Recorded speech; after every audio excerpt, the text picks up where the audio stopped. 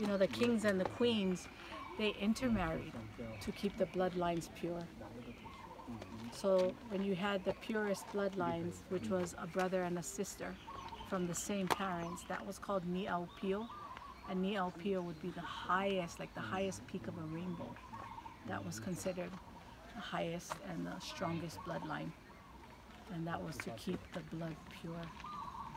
So we don't practice that anymore, but they did. They did, and it was not looked down on. It was accepted. Yeah. What about divorce?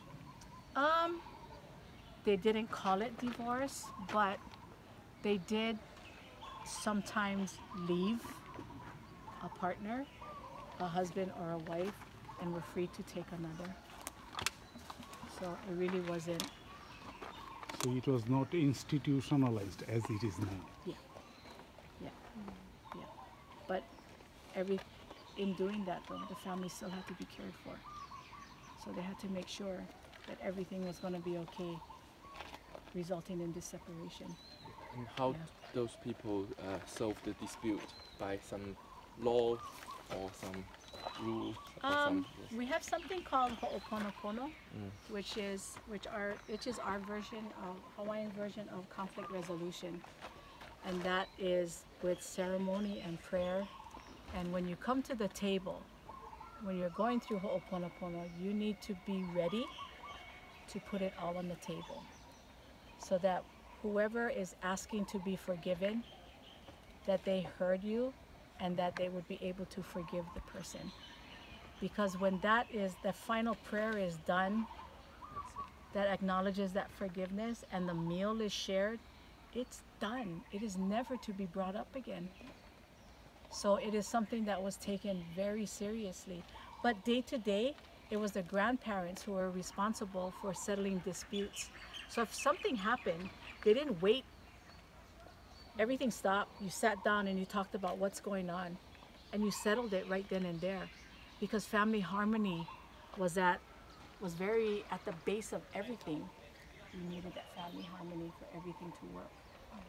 And it was also the best for your health, that you don't hold on to things that didn't serve you anymore, that were not good, that you needed to get it out, put it on the table, say you're sorry, ask for forgiveness, be forgiven, let it go.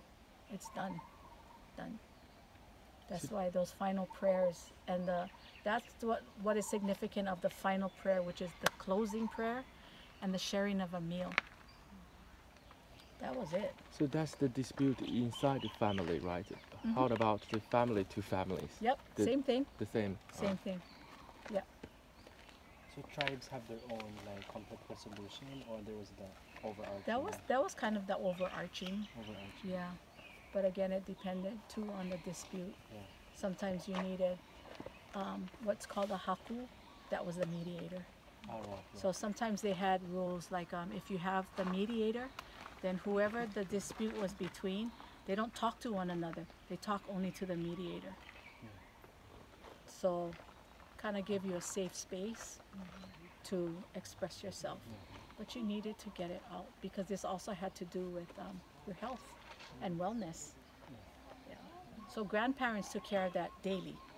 But if it was big business, then everybody had to come to the table. And sometimes you had to call in a mediator. But that's how important it was, though, to settle things. And harmony was important, you know, because it helps us to function and be happy and be well, and do well in life and thrive. That's why it was important. I had a friend who did ho'oponopono. How to spell it? I'll spell it for you.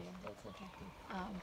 At an executive level, at an executive corporate level, to bring in all of the CEOs and work it with them, so that if they were on that level of understanding, then that would trickle down to their employees, because it starts with them. And if they have that understanding too of how their employees are feeling, and not be so separated, because sometimes that happens. You're so separated that you don't know what's happening with the little guy, but you forget they're holding you up, so they should be acknowledged. and even what is bothering them should be acknowledged and tried to. It was a pretty successful program. It blew a lot of them out of the water because a lot of them aren't from Hawaii, so they're not used to this kind of thing at their level, to have to express yourself and to talk about emotion, because that's not part of business, you know. It's not part of business, but a lot of them came out of it with a much better understanding and much appreciation from their employees. Yeah. So you said grandfather is taking care of the children, right? Grandparents. Grandparents. Grandparents. Grandmother and grandfather is more important than the parents? Well, they were the first teachers because the parents were out working in the fields, in the gardens, fishing, farming. Yes. So the grandparent wisdom and knowledge is very important, passing it on to that generation. Do you think those can be spoiled? Because in Chinese culture, they think you cannot let your mother to take care about your children because they may spoil those. Oh, I'm sure some of them were spoiled, but for us, that's the grandparents' prerogative to spoil the grandchild. And then the parents have to deal with the child when they come home. Okay. But they know that with the grandparents, different. And it is. It's different. I'm a grandmother. It's different with my grandchildren. Same thing I would wonder about my parents. My children wonder, oh, it's okay for them. It's okay for them to do that. We weren't allowed. And I said, oh, yeah, I understand it now. It's different. My aloha or my love for my grandchildren, this, I don't know, hard to describe. Pretty powerful. Not that I love my children any less, but it's just different. It's just different, you know. But I love them for giving me grandchildren. Yeah, very grateful. I can spoil them and I send them home. Come here when you want to get away with things.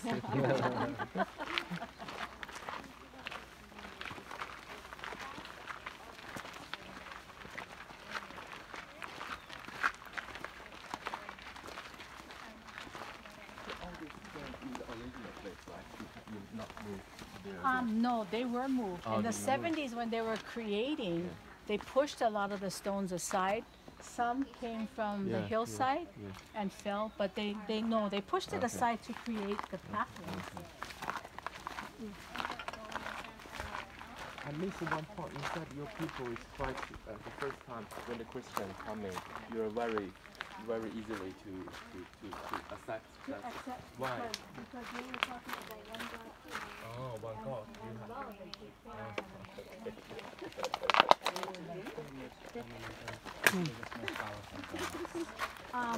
For Hawaiians, it was io. Io was supreme.